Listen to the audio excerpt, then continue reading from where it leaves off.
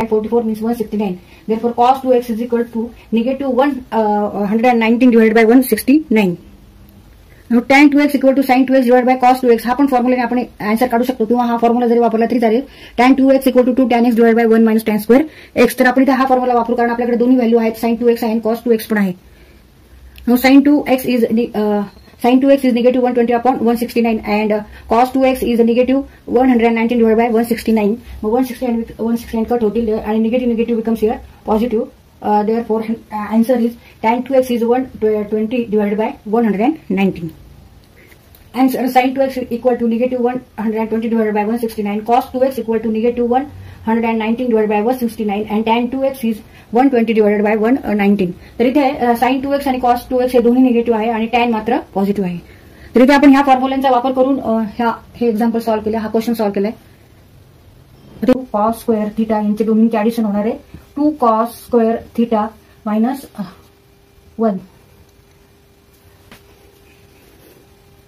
cos 2 theta equal to 2 cos square theta minus 1. Therefore 1 he term तिकडे गेल्यावर positive होणार आहे, 1 इकडे गेल्यावर पॉझिटिव्ह होणार आहे. एलएचएस साइडला आपण ही टर्म घेतली आहे 1 plus cos 2 theta equal to 2 cos square theta. 1 plus cos 2 theta equal to 2 cos square theta. 2 cos square theta.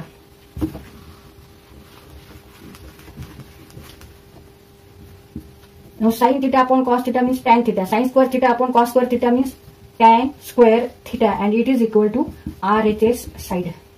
LHS equal to RHS.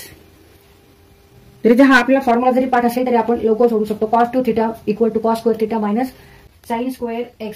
A plus b means cos square x plus sin square x minus 4 cos square x minus sin square x.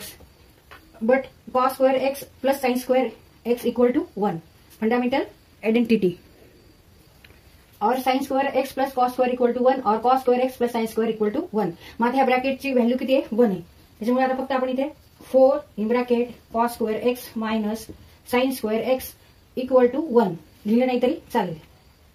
Minus 4 in bracket cos square x minus sin square x. आता इथे ह्या दोन्ही term काय आहेत सारखे आहेत, एक इथे पॉझिटिव्ह आहे एक निगेटिव्ह आहे.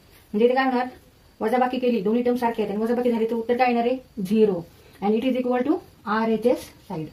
Therefore LHS equal to RHS.